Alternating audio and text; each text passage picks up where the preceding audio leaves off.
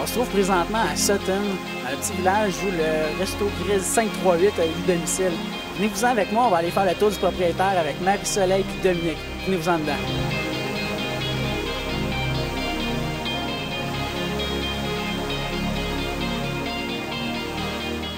Son ouverture encore récente, le Resto Grise 538 fait partie d'une lignée de restaurants très limitée qui se préoccupe de son environnement. Attention, on ne parle pas seulement que de leurs pratiques écologiques, mais aussi de leur coopération avec des partenaires d'affaires et les gens de leur petit village de Sutton. En effet, cette coopération est le fruit de deux jeunes entrepreneurs dynamiques qui ont décidé de changer le visage de la restauration là où, d'après ce que nous avons vu, les affaires et la réussite ne sont pas strictement issues des ventes, mais plutôt de leur collaboration avec des parties prenantes.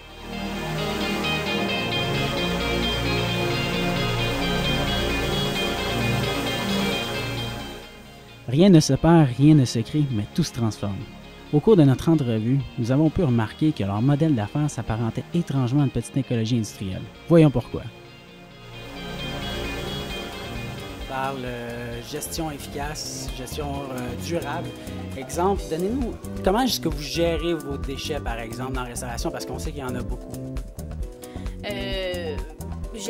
En fait, tout ce qui est recyclable se recycle. Il y a des gros containers en arrière du restaurant.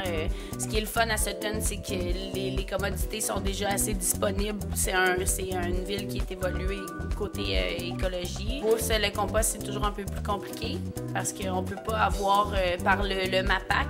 Le MAPAC, c'est comme toute la société qui gère toute la salubrité dans l'alimentation. Eux autres, ils mettent des normes. Tu n'as pas le droit d'avoir ton compost collé. Je peux pas avoir mon compost derrière le resto. Nous autres, on a fouillé pour voir les gens qui étaient disponibles pour venir récolter le compost directement chez nous. Donc, on garde la nourriture, tout ce qui est compostable, puis on met dans des pots. Puis c'est un gars de Sutton. Ouais, un monsieur qui donne ça à ses cochons. Fait que pour lui, en fait, il est capable d'engraisser ses cochons, puis à la fin, il peut avoir sa viande de cochon, puis tout le monde est content. Ça fait le beau cercle, le beau cycle du compostage. À qui vous allez donner ou vendez votre compost, par exemple? Pour ce qui est du compost, c'est donné. On fait la même chose aussi avec l'huile, parce qu'on change l'huile de la friteuse, on la change à chaque semaine et demie à peu près. Fait que la même chose, on encourage un gars que lui, il fait rouler sa voiture à l'huile. Fait qu'il vient ramasser les barils d'huile. Puis, tu sais, on peut pas charger pour ça parce qu'à quelque part... c'est un service. Ouais, c'est ça.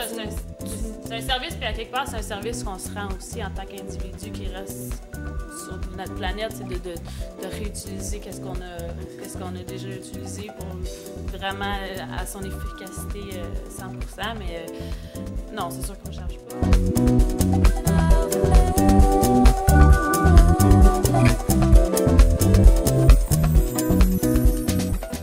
Les filles semblent très proches des gens de leur région, mais qu'en est-il des entrepreneurs locaux? On a fait notre décoration avec les photos qu'elle a produit. C'est un concept qui existait déjà à Sutton, mais c'est le fait qu'elle amène les photos gratuitement. Elle fait notre décoration gratuitement, puis elle, en même temps, c'est comme une exposition gratuite qu'elle a là pour présenter ses produits, puis peut-être éventuellement être à vendre. Nos petites assiettes à pain, on s'est demandé longtemps, bon, même si c'est $1 l'assiette, puis là, t'as qu'à faire Dollarama ou Ikea, on est allé au sol de l'église à Sutton, puis c'est toutes des belles assiettes dépareillées, des belles petites soucoupes. Ça nous a coûté, je pense, pour 55 assiettes, comme $4, puis ça encourage le local. C'est tout.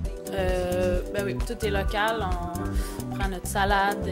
Ici, ça pousse dans des serres hydroponiques à Sutton. Qu'est-ce qui est pour la viande, c'est pris des fournisseurs qui viennent aussi du coin. On a En fait, tout ce qui est de la viande, c'est du coin.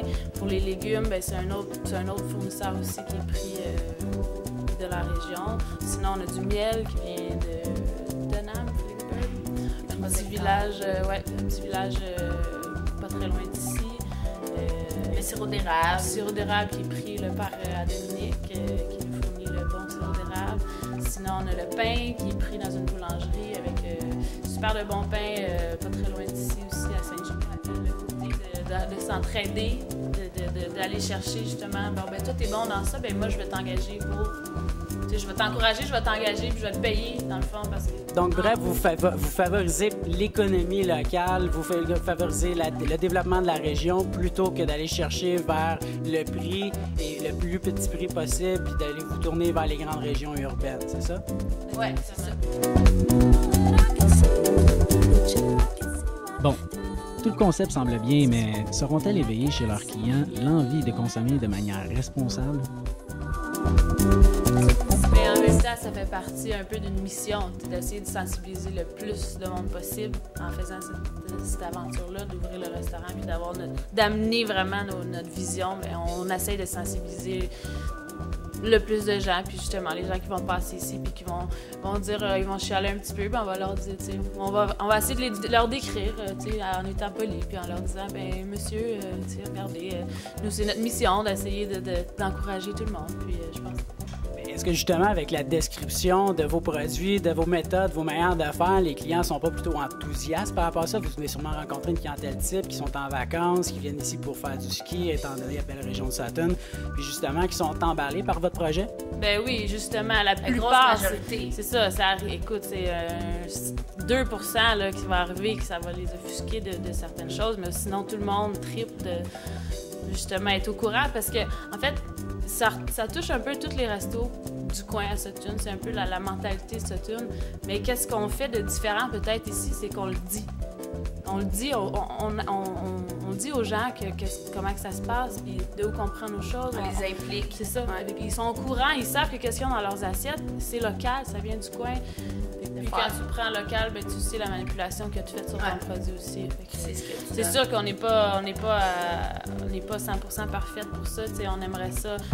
Je pense qu'il y a toujours place à l'amélioration, il y a toujours place mais bon, on travaille pour ça, fait que c'est notre optique, c'est notre vision. Depuis le départ, depuis la première journée qu'on s'est dit on ouvre un restaurant, ben on fait ça, puis on va s'améliorer toujours, puis c'est ça qui est le fun.